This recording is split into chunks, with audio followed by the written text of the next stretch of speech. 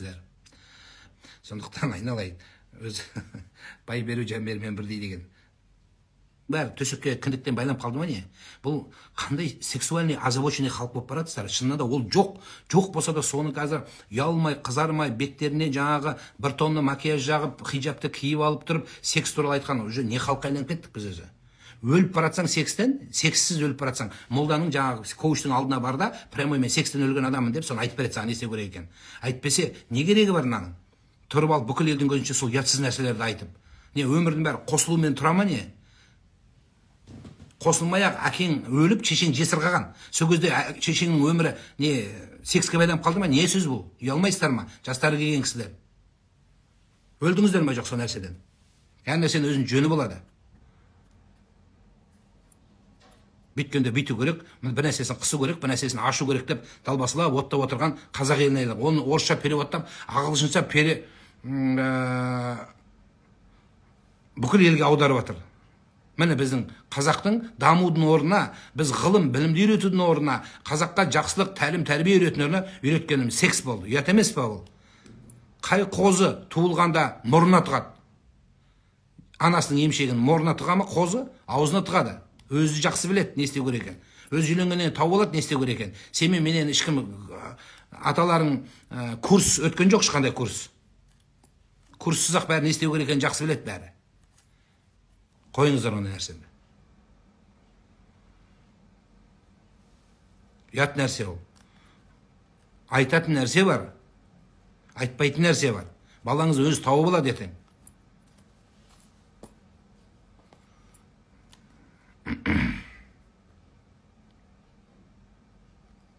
Бүйткенде бүйту, айландырып әкеп соны сұрайсыздар. Қанша оны көріп отырмын, оқымай кеттім. Оқымай кеттім, жаңа бір-екі рет қойшы. Десем қоймайды қайта-қайта.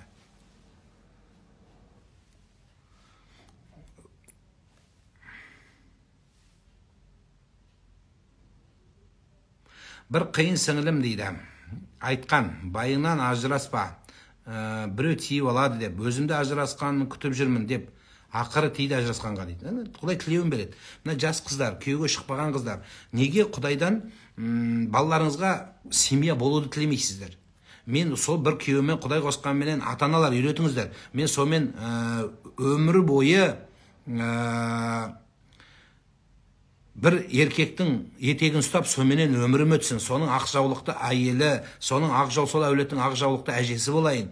Балалар үйленіп, балаларым Құдай қосқан бір жақсы әйел алып, соменен әулетімді көгертейін. Сол біздің әулеттің бір ардақты келіні болсын деп тілесін балаларыңыз. Шын мәнінде үйлену, отбасын құру өте ауыр дүние болып бара жатыр қазір. Әрқайсысы ақыл айтып, жан-жақтан өзінің бұрын қайнап келген енелерден қалушы едік, енді қазір коуч-поучтар қосып бәле болды, жынды қылды бәрін. Қойыңыздар. Балаларыңызға жақсылық үйретіңіздер. Қалай ел боламыз, қалай дамимыз, қалай отбасына мейірімді болам, кімге қамқорлы болам, анама қалай жақсылық жасайым деген сөздерге көбірек мән беріңіздер. Мен намаз оқитын, мені ұрмайтын, мені соқпайтын, ата-анамды қадірлейтін еркекке күйеуге шықсам деп әйелдер соны айтыңыздар. Біреудің байын тартып алсам, біреу ажырасып кетсе, Құдай тілеуіңді береді, айтып жатырын, берді. Арманы сол еді. Содан кейін мен для себя туып алам деп, Алла аузыңдағы сөзіңе періштелер әумин дейді. Сол байсыз қалып, сол біреуден туып отырасың сол көрінген жерде. Жақсы нәрсе емес ол. Жақсы сөз тілеңіздер. Енді анау жаңағы босанған ол мейл босанып апты біреу. Ол жетіскеннен жасаған жоқ оны. Амал жоқ, сол сондай тағдайға тап болды, душар болды. Қазір ол өмірін бүйтіп артқа айландырса, соған 1000 миллион рет өкініште болады. Қасыңдағы тұратын адамдар қырыңдайды, не істеймін? Нөміріңді айт, жалмауыз десең қитет бәрі. Бір рет бақырсаң, өзіңді жыртыңдайтын шығарсың. Сол үшін саған енді жыртыңдамасаң ешкім қарамайды саған. Солар жыртыңдаса екен деп киінесің, сөйтсе екен деп өзің глазки строишь. Содан бәрі қырындайды. Адам. Сен өзіңе байланысты. Қыздар қырындамаса, жігіттер WhatsApp нөмірін сұрамайды деген новый мақал бар. Соны жаттапаңыздар. Сол.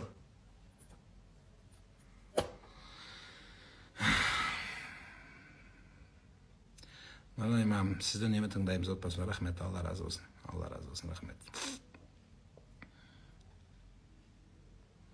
Балам жұмыс істегісі келмейді. Көмек бер десе, мен міндетті емеспін дейді. Үй ипотекада дейді.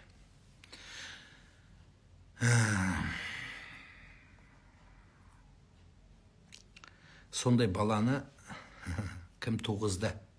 Сондай міндетті емеспін деп жататын халге кім жеткізді? Сол сұрақты өзіңізге қойыңыз. Енді жауабы да алыста емес. Жауабы да белгілі. Сондықтан енді не істейсіз? Енді оның жамандағаннан жақсысын сізге ешкім әкеп бермейді. Сол баланың енді ақыл кіргенін, санаға келгенін, сабауға түсуін Құдайдан сұрап, ары қарай өміріңізді өзіңіз сүйрейсіз. Былайша айтқанда, ешкімге өкпеңіз жоқ. Дұрыс па? Өзіңіз өсірдіңіз. Өзіңіздің продуктыңыз. Бәрімен жағаластыңыз. Бәрін аузын жаптыңыз. Менің балама сөйлеме, аузын тапқанын аузына салдыңыз, жегені алдында болды, жегемегені артында болды. Сол үшін талай-талай қырастыңыз, талай-талай нәрсе істедіңіз. Бірақ ең негізгі нәрсені істемедіңіз. Ренжімеңіз енді. Шындық солай ол. Ащы болады, ащы болса да шындық болады. Дәріде емделу үшін ащы болады. Сол баланы ең бірінші басына имандылықты үйретуіңіз керек еді. Ата-ананың ақысын беруіңіз керек еді. Тәрбие деп, тәрбиенің ең басты шоқтығы Алланы таныту болады. Алланы танытпасаңыз, жер бетіндегі барлық ілім басының соры болады. Бүкіл әлемді бағындырсын балаңыз. Бірақ Алланы танымаса, сізге мейірімдік жасамаса, не пайда одан? Онда сондай білімінен. Әлі жәннету тахта ақдамил уммахати, жәннет ата-ананың аяғының астында деген ұлағат болса, Аллах Тағала Құранда уавассайна билвалидайни ихсана, ата-аналарыңа қызмет етуді міндеттедім десе, ол бүкіл әлемді бағындырған ғалым, әлемді бағындырған математик болсын, өз алақан жайып, әке-шешесінің бір қызметін жасап, тірісінде қызметін жасап, өлгенінде бір патихасын оқи алмаса, балапан ұяда не көрсе ұшқанда соны ілет деген атан қазақтың нақылы осы жерден келіп шығады жан. Енді болары болды, бояуы сіңді. Сондықтан ендігі кезде тек қана мейірім сол баланы жеңеді.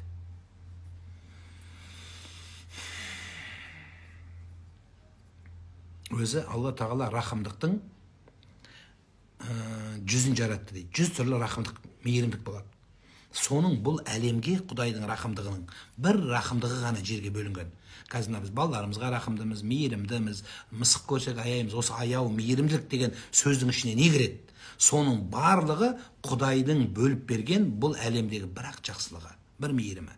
Ал қалған 99 қайда жаратқаның? Ол арғы дүниеге қалдырған Алла. Сондықтан жан, бұл дүниеде сол бір мейірім сізбен бізге жетпей жатыр. Біз айтамыз, бір мейіріміңді күтікпедің ғой, бір қарамадың ғой. Көрдіңіз, сөздің өзінде бір деген сөзді қолданамыз.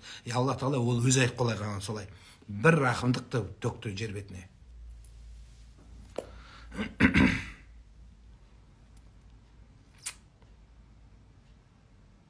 Мен сұрағыма жауап берші. Осы сұрақты қойғанда ғой, Бибігүл жауап бере сатынам. Міне Алтынбек деген жігіт тоқал іздеймі дейді, пожалуйста. Қазақ байыса қатын алады. Денсаулығы жақсы шығар. Ертең аманатты жауап, жақсы жауап бере алатын жігіт шығар. Аталарға сиынатындарға не айтасыз дейді. Атаға кім сиынады? Бәрі Аллаға сиынады. Тимур, айналды мінім. Біз қазақтың ананы не айтасың, ананы қалай сындырамыз, көзге сиынған, аруаққа сиынған дей беретін болсаң, атаға сен ойнастан туылған бала боласың. Өйткені сені ата-бабаң аруақ қолдасын деген, олардың бәрі кәпір деп айтқың келіп тұрса, сен онда көшеде туылған біреудің баласы болып қаласың. Олай айтпа жаным. Тіл тигізбе біздің аталарымызға, аналарымызға. Олардың сөзі дұрыс болсын, бұрыс болсын, ол бәрібір сенің атаң, сенің анаң, менің қарындасым, менің апекем, біз бір-бірімізге жақын елміз. Олардың қателігі болса, Құдайдан соларға кешір деп дұға қыламыз. Қой, өз абыройыңды өзің төкпе, өз тұқымыңды өзің таптама жаным. Олардікі дұрыс болмаса, соны бәріміз ел болып түсететін адам бар, Құдайға шүкір. Енді сен қалып едің енді ақыл айтатын соларға. Содан бәріміз онсыз да елдің бәрін жеп бітіп, жындығып соғалдық енді. Сондықтан әр нәрсе жөнімен болады жаным. Алла ата-бабаң аруақ қолдасын деген бәрі кәпір болып кетпейді. О жерде қандай мақсатпен айтылды? Өзі мұртаттың үкімі бар. Қайда кетті? мұртаттықтың кітабы бар, мынандай даңғыра деп бір кітап бар. Қай уақытта соның ішіне салсаң, қандай сөз айтса да мұсылманды өзі мынандай қағида бар. Бір адамды дейді, бір адамды шынайы үкімін шығару үшін дейді, оның 100 амалына қаралады. 100 ісіне. 100 ісінің 99-ы кәпірдің, оңбаған жаман адамның ісі болса, бір-ақ ісі Құдайға жағатын іс болса, сол бір ісі үшін жақсы үкім беріледі оған жан. Жақсы адам деп айтамыз біз. Оны Құдайға саламыз. Оған аталарға сен тиіс, аналарға тиіскендерді мен тиісейін. Кім қалады өзі қазақта? Сен екеуміз қаламыз ба? Жоқ, даже мен де құптайсың. Нұрлан имамдікі дұрыс емес деп жатыр ғой бәрі. Қазақстанда жалғыз сен қаласың. Бола ма сол? Қашан біз бір-бірімізді қашан демейтін ел боламыз? Қашан бір-бірімізге дұрыс түсіну керек. Өзі шариғаттың ұсулының мынандай заңы бар. Шариғаттың бастап мынандай басы ашық нәрседе дейді, нақты нәрседе. Онда мұсылмандар дейді, бірлікті болу керек. Бірлікті болсын дейді сол нәрседе. Ал енді иттифақ, яғни таласты мәселелерде, онда мұсылман жамағаты дейді, бұл нәрсе түсінуге тырыссын дейді бір-бірін. Жақсы ой іздесін, дұрыс ой, бұл мынаны айтқысы келді, бұл мынаны дегісі келді. Бір жақсы ой ойлаудың орнына біз өзімізді бір дана қойғымыз келеді, қой алтыны. Сол сенің, солар адасқан болса да, ол менің қарындасым, ол адасқан болса да, ол отқа сенген болса, ол менің жақыным болды. Маған басқа ешкім бермейді. Сол біреу ақ менікі. Ұнайма саған, ұнамайым ол. Намаз оқитындар ғана біздің бауыр емес. Намаз оқымайтын қазақта сенің бауырың, менің бауырым. Мүмкін саған бауыр емес, менің бауырым сол. Біз бәріміз бір елміз. Бөлмейді елді. Иә, оның ісі дұрыс емес. Иә, ол арақ ішеді. Иә, ол ұрлық жасайды. Иә, ол коррупция жасады. Оның ісі жаман. Соған тәрбие бере алмаған мен кінәлімін. Соған айта алмаған сен кінәлісің. Имам 114 сүренің бәрін жаттасаң хафиз боласың деген рас па? Хафиз болдың не болады? Ал жаттардың бәрін түгел. 114 сүрені бастан аяғын жаттап алдым. Міне, 114 сүрені жаттадым. Не шығады? Мәселе жаттау емес, сол Құранмен жүруде жаным. Сол Құраннан бір аятты мына жүрекке сіңіруде, өміріңе айландыруда. Білесің ба, қарилардың бір-екеу маған жазған әйелдері. Мені ұрат, мені соғат, мені боқтайды. Сондай бар, жоқ емес бізде. Оны айтсам, Ринат Зайытовтың списогі көбейіп кетеді, 80-ден асып кетеді процент. Сондықтан, ондай мәселе жаттауды емес. Содан бір-ақ аятты бойыңа сіңірші. Бір аятты өміріңнің гүлі қыл. Бір аятты өміріңнің мағынасы қыл. Пайғамбардың өмір бойы айтқан хадистерінің бір хадисін өміріңе кіргіз. Атаң қазақ, Пайғамбар саллаллаху бүкіл өміріндегі хадисінің бір хадисін негізгі ұран қылып алған. Иннамал а'малу бинният. Барлығы іс ниетке байланысты деп Омар жеткізеді осы хадисті. Сол Омарды пайғамбардан естіген бізге жеткізген. Хадистен жалғасы бар, басты сол. Сонда біздің қазақ халқы осыны өмірлік ұран қылып алған. Ниеті жақсы болған. Осыны өмірлік қылса. Ал жаттадың, ал қари болдың, не істейді? Не істейміз? Өліп кетеміз сен үшін бәріміз? Болыпты енді, қари болыпсың. Баланы асырау үшін қарилықпен асырамайды адам. Маңдай теріңмен, іліммен, біліммен асырайсың. А сен қаридан басқа ештеңе білмейсің. Математика көбейту таблицасын білмейсің. Пифагордың таблицасын білмейсің. Атау септік, іліп септік, барыс септік, жатыс септік, көміртес септікті білмейсің. Именительный падеж, дательный падеж, винительный падеж, оны білмейсің. Англисше 0, 0. Не айтасың? Не қалай өмір сүресің? Не пайда сен? Жаттадың енді, қари болдың, не істейгенде? Өліп кетейік па бәріміз? Жоқ, одан пайда жоқ. Сол үшін сол Құранмен жүр. Сол Құран өміріңе кіргіз. Басқа жұмысың істе, сабағыңды оқы, бірақ Құран сенің өмірлік жолың болсын. Сонда маңызды болады.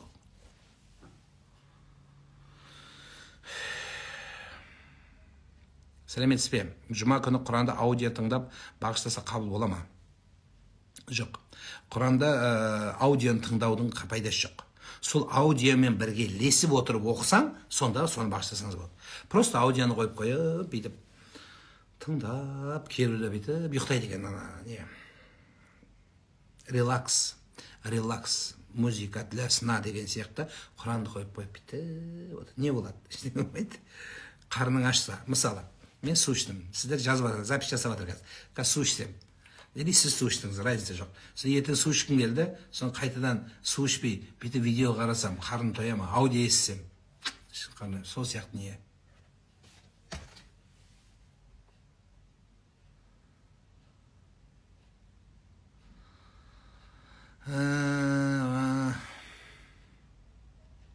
Қызым шаштар аз болам дейді. Шариғатта үкімі қалай дейді. Еркектердің шашын алуға болмайды. Еркекті қыз балаларда әйелдерде еркектерге басын үйпалатқаны жақсы емес, арам. Тура сол сияқты қыздарға ол дұрыс емес. Әкеміз бала кезімізде тастап кетті. Енді анамыз әкемізбен араласуға қарсы. Күліңізші дейді, рахмет. Бұлай болады, әкеңіз тастап кетсе, әкеңізге жақсы сөз айтасың. Мамаң араласу деген сөздің ішін мына аясы кең, араласу. Араласу деген болады, бүйтіп амандасу. Араласу деген болады, үшінші сөзге сообщениеге жауап беру. Ол да араласудың бір түріне жатады. Араласу деген бүйтіп ассалаумағалейкум деп амандасу, рахмет деген сөз айту. Араласу деген үйге шақыру, араласу деген оған бару, араласу деген сол үйге қону, араласу деген оны үйге кіргізу. Бұл совсем қайсысына қарсы. Анаң полный бәріне қарсы болмайды. Просто амандас. Әкең келсе, өмір сыйлаған кісі. Кешеде маған бір жігіт келді, ажырасып кеткен, мен жек көрем, айналайын. Сен оған жақсы сөз айт. Болды. Рахмет сізге де. Амандас, ассалаумағалейкум, сонымен бітет болды. Онымен ары кіріп кет қама. Анаң айтса, онда солай істе. Туған күн тойлауға бола ма? Туған күнді деген нәрсе, туған күн Пайғамбар саллаллаху алейхи ва саллям туған күнде ораза ұстаған. Сіз де туған күніңізде ораза ұстаңыз. Енем, жолдасым екеумізге ренжіп, үйден айтпай, телефонын өшіріп кетіп қалған еді. Тауып алып, кешірім сұрап үйге жүріңіз деген едік. Басына сүре қосып, арт қарап кетіңдер деп жатты. Жалындық бармады. Енді бұл сіз жазып отқан нәрсе теңгенің мына бетін айтып жатсың сен маған. Анаңыздың соншалық дәрежеде сіздерге ренжуі, ол жаның ар жағында бір нәрсе бар. Оның ар жағында бір нәрсе бар. Бекерден бекер сондайға жеткізген жоқ. Адамды бекерден бекер доводить еткен жоқ. Чтобы өзегін жарып, өзі босанған баладан ана, әкені қойшы, ана теріс бұрылу үшін орысша айтқанда вы ее, наверное, довели. Сендер оны сондайға жеткізген боларсыңдар. Әйтпесе, анадай балаға мейірбан жер бетінде адам жоқ жан. Сен қазір өзіңді ақтау үшін мүмкін айтып атқан шығарсың. Мейлі, анаң, енең, бабаяға жаман болсын, бәрібір жақсылық жасаңыздар. Енді қазір не істейік? Мейлі, бұлар болды, аршышана кірмей қояйық. Мен жалпы айтқан. Енді қазір не істейік? Қазір жақсы сөз айтыңдар. Кешірім сұраңдар, жылаңдар. Ертең өліп қалғанда жылағанша, ол өледі, ертеме кешпе. Сол кезде жылағанша, лучше ананың алдында қазір жылаңдар екеуің. Кешір мені де, анашым дейді. Жыла, сен бір рет бардық, бүйтіп тұрдық, бізді қарамай қойды. Мына кішкене воздухты көкіректен төк жан, шығар. Бүкіл шығару керек. Батаның ақшасын қалай жарату дұрыс? Сол марқұм үшін жиналса, сол марқұмға жұмсайсыз. Ең жақсысы, одан да жақсысы, соның балаларына жұмсайсыз. Соған жинап берді. Доктор болуға бола ма? Доктор болу керексің сен. Мади, доктор болу керексің сен. Доктор жоқ бізде, доктор жетпей жатыр бәрі. Нағыз оқыған докторлардың докторы болу керексің сен. Кеше біздің бір қазақтың азаматы, шетелде врач екен. Соған басқа мемлекеттерден кеп ұшып кеп қаралады екен біздің қазаққа. Сондай қуанып жатырмын. Мен кездескен жоқпын, бірақ біздің қарагөз сондай дәрежеге жеткені қуан. Сен сондай доктордың докторы бол. Балам Құран кітапты байқамай басып қалды. Не болады? Мен қорқытып кеттім, Құран кітапты басқасын ештеңе етпейді, астағфирулла деп жоғары көтеріп қойыңыз. Бұл жерде баланың басқаны емес, Құран нағып жерде жатыр деген әңгіме. Содан кейін осы жерде тағы бір қосымша айтайын. Қазір мына тұсау кесу модаға айланып бара жатыр, дұрыс, бұл біздің халқымыздың дәстүрі, бірақ қазіргі уақытта әшей модаға айланып бара жатыр. Бұл бір. Екіншісі, ана бала не алады екен деп алдына Құран қойып жатыр. Домбыра, қамшы, соның және мынандай Құранды жерге қойып жатыр дейді. Бұл дұрыс емес. Құранды жерге ешқашан қойма. Сенің ата-бабаң Құран жерге түспесін деп өліп кеткен. Содан Құранды жерге қоймаңыздар. И кітаптарды да қоймаңыздар. Бала кітапты алса, оқымысты болды, дейміз ғой. Ештеңке қоюдың керегі жоқ балаға. Ол бала, ол не біледі, ол ештеңке білмейді. Баланы алдына қойса, домбырасы бәрі, домбырасы әнші болады деп. Ақша алсашы, өткенде бір айтады, бай болады, екінші коррупционер болады дейді. Енді бізде сол ғой, біреу былай сөйлейді. Жезделі қисықтар бар ғой бізде. Оң сөйлесең қисық түсінетіндер бар. Сондайлар болады. Сондықтан жерге ештеңе қоймаңыздар, баланың тұсауын кесіп, тайтайлап жүргізіп, жақсылап бата беріп, сонымен аяқтаңыздар. Алдына бір нәрсе қойып қоюдың қажеті жоқ. Енді біреулер қойма десек те қоя береді. Дүкенде отырмын дейді. Музыка естіп отырмын дейді. Дүкенге кірген кісі, жасы үлкен адамдар кіріп, музыка мына жерде шайтандар ойнап жүр дейді. Оған не дейсіз дейді. Басымды қатырма деп ол кете береді. Не аласың сөзді? Қазір адамдар өзі сөйлейтін заман болып қалды. Сөйлей береді, анада шайтан бар, анада бір беле берді, бағана айттым. Енді сен музыка тыңдағанша уағыз тыңда, сен де қызықсың. Мені қойып қой. Мені көп тыңдай бер, басың ауырып баратса, басқа бір нәрсені қойып қой. Қазақтың салт дәстүрлері деген бар, оны қойып қой. Әйтеуір неге сөйт. Ұлым 11 жаста телефонға кіріп кетті. Қалай алыстатсам болады? Өзім көз алдына ұстамауға әрекет етем дейді. Дұрыс. Өзің бірінші ұстама қарындасым. Өте дұрыс. Содан кейін балаларды алып шығып қыдыртыңыз. Бірінші содан бастаңыз. Ол бала тәрбиелеу өте қымбат, өте затратный, өте ұзақ, және қуанышы да, азабы да екі дүниеде болған. Қайтарымы болып болмаған ұлы еңбек болып табылады. Сондықтан баланы алып шығып қыдыртыңыз. Мегацентр ма, ойнайтын жерге телефонды тастап кететіндей қылып, сіз тастап кетіңіз, сол бір күнді қабылдаңыздар. Бір күнді, бір сағатты, жарты сағатты телефон ұстамайды. Содан бастаңыздар. Содан күліп, ойнап, бір қызық балалар болады, телефон шығып отыра береді, нәрсе айтсаң. Сөйлесе беріңіз. Таста телефонды, бір бәле десең, одан бетер агрессия болады. Жоқ, олай істемейсіз. Бала шығып отыра береді, сен қызық әңгіме айта бересің. Баяғыда осындай болған. Ол сізге ответке бір жаман сөз айтуы мүмкін. Бәрібір. Сіз жақсы сөз айта беріңіз. Сөйтіп балаға көзбе-сөз контакт ашылады.